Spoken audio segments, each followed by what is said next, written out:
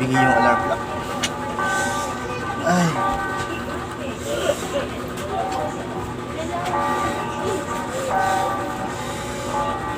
Ako, 7:30 na. Sige, tigil. Dito, sige na. Yan. Oras na lang, malilate na ako sa trabaho.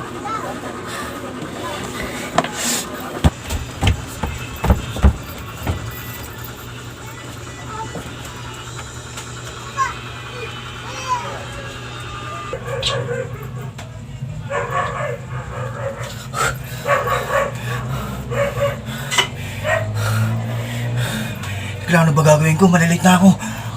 Sa kapasukang trabaho ngayon. Kailangan na ba unahin ko? Itong maraming hugasin. Oo. Nagagamitin kong plato.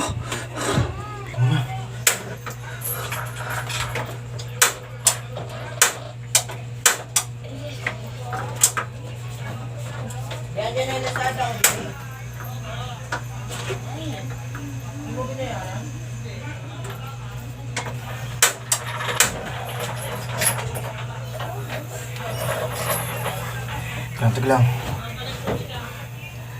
Diyan muna kayo, okay? Iwanan ko na lang kayo. Iba pa akong aasikasuhin. Sakto pagbalik ko, luto na kayo.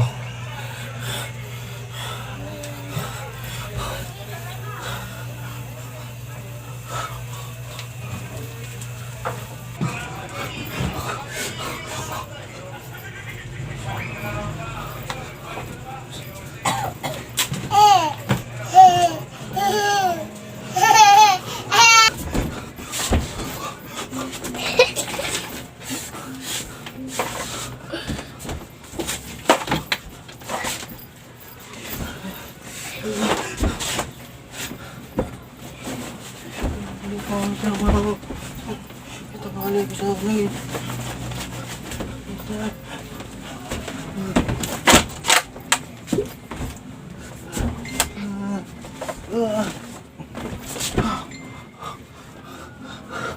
Sige na, kahit wala akong ligo, okay lang. Itong araw na ito nakababad sa labanan ko, okay lang. Ang laban. Makapagsa. Trabaho.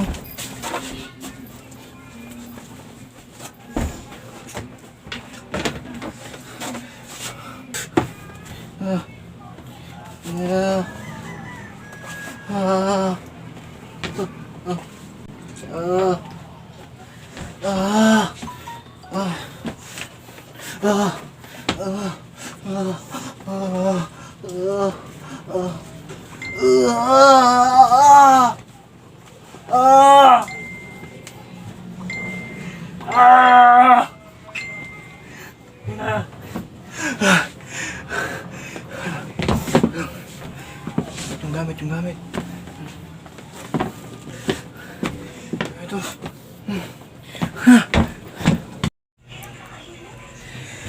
Ay. Magbabawa pa ako ng pagkain. Alas na rin.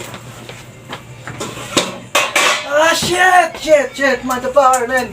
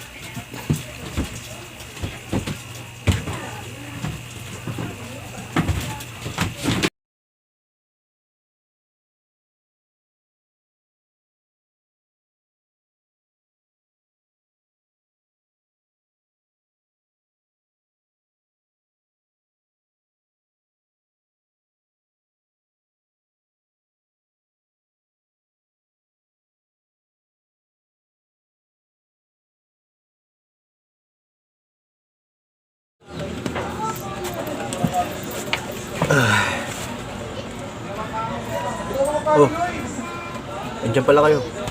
Okay. So what's up guys, no? So marami talaga tayong bagay-bagay na nakakalimutan dahil sa ating pagmamadali sa ating mga ginagawa, no? Lalo na kung tulad ng kanina, late ka sa trabaho o sa ibang bagay pa na minsan nagiging dahilanan yung pagiging pagmamadali sa iyong ginagawa na minsan nagsasanhi ng malaking kapahamakan sa iyo. Ito kasi yan guys, okay lang kahit kadalasan nagmadali ka kung wala namang bagay-bagay na mangyayaring malaking disgrasya sa'yo. Okay lang. Paano kung yung isang bagay nagkaroon ng isang malaking aksidente nang dahil sa iyong pagmamadali, diba? Parang ito ay magsanhi ng kapahamakan sa iyo at sa iyong mga kapwa, no? Tulad ng napanood nyo ngayon na sa aking video, okay? Ito kasi yan, dalasan nagmamadali tayo sa ating trabaho, lalo na kung tayo ay late na tayo, no? Dalasan nangyayari yun kapag ganyan, kapag minsan tanghali na gumising, tapos may pasok ka, then syempre gusto mong pumasok, so gusto mong good job ka kay boss, sa yung supervisor, no? Syempre hindi ka absent, ang gusto mo lagi perfect attendance, so okay lang yun, that's good para sa'yo, no? Kailangan mo talagang pumasok kapag ganun talaga ang pagiging environment ng yung trabaho. So kailangan talaga yun. So minsan nga kahit late ka na, pupasok ka pa rin. So kailangan mo talagang magmadali, no? Pumasok sa yung trabaho, no? Gagawin mo lang kadalasan minsan bilisan mo lang ang kilos para kung malate ka man, konti lang yung difference ng late mo. So makakahabol ka pa rin kahit papaano, no? Okay lang yun guys, no? Pero sa mga ganung part na halimbawa may maiiwanan kang nakasinding gasol o kalan, tapos may niluluto ka tapos nalimutan mo, kadalasan talaga magsasanhi talaga ng sunog yan sa iyong lugar o sa iyong bahay. So hindi na ikaw mapapekperwisyo, pati yung mga kapwa mo tao, no? Mapit bahay mo, okay? Dahil sa kadalasan kapabayaan, no? Sobrang pagmamadaling pumasok sa trabaho, no? Pero bakit naman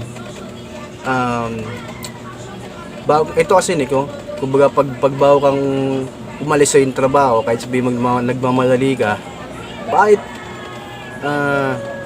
hindi mo muna i-check bago ka umalis sa yung tahanan kung ano yung mga bagay-bagay na alam nating delikado o maaaring makadisgrasya sa atin ng malaki, no? Diba?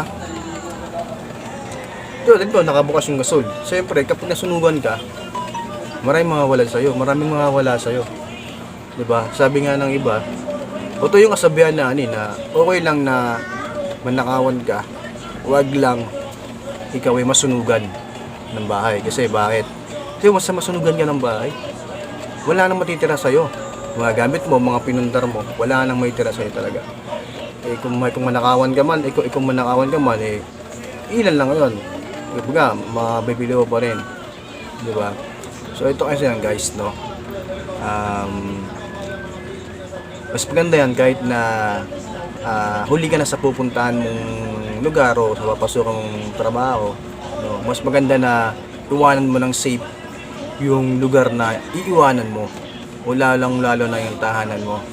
Lalo dapat maging aware ka sa mga bagay-bagay na prone ng accident o malaking trahedya na pwedeng pwedeng maganap, no? Ano ba yung mga pwedeng maiwasan o ano-ano ba yung mga bagay-bagay na pwedeng kainat na ng malaking trahedya.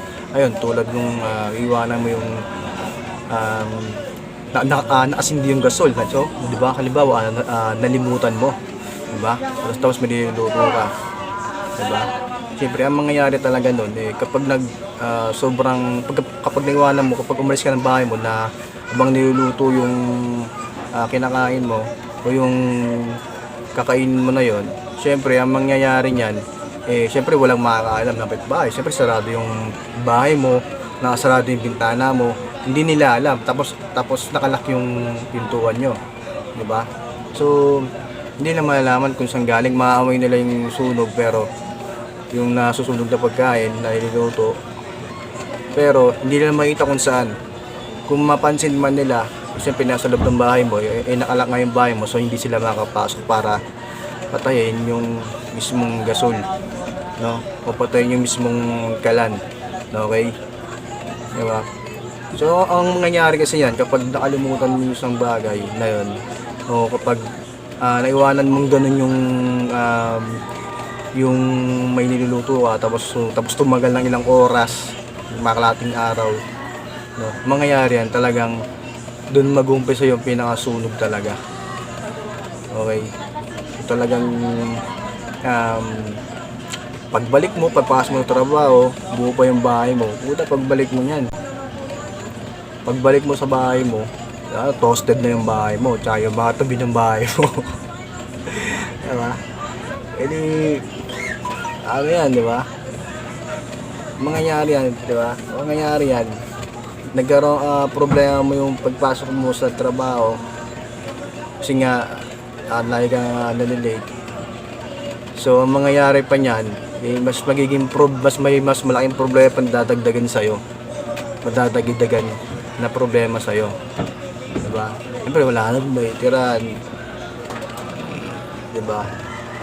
Tapos nakasunugan pa yung tabi ng bahay mo dahil sa'yo, diba? Ano ang mangyayari niyan, diba? Oh, paano yun, diba? Toasted na yung bahay mo.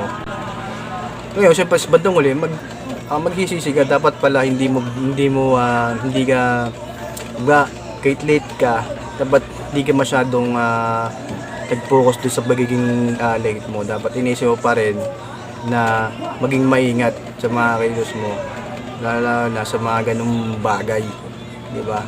Hindi sana maisip man hindi sana andyan pa yung mga bagay-bagay na okay yung bahay mo nandyan pa, di ba? Paano yan, di ba? Ito kasi yan pinaka-point of view ko dyan, no, bago mo iwanan ang isang lugar o yung tahanan mo, kailangan lagi mong sisiguraduhin na nasa safe situation yung area mo, yung bahay mo, okay? Lalo sa mga ganong bagay o sa mga ganong kumbaga yung mga laging pinagmumula ng sunog, no? Kasi gano'n hindi na mauulit yung gano'n, no? Okay? So ngayon guys, no? Kita-kits tayo muli, no, sa next vlog ko, so sa next videos ko. So marami pa akong ipapaliwanag sa inyo na yung mga videos. Okay? Kita-kits tayo muli, ingat kayo lagi and take care always.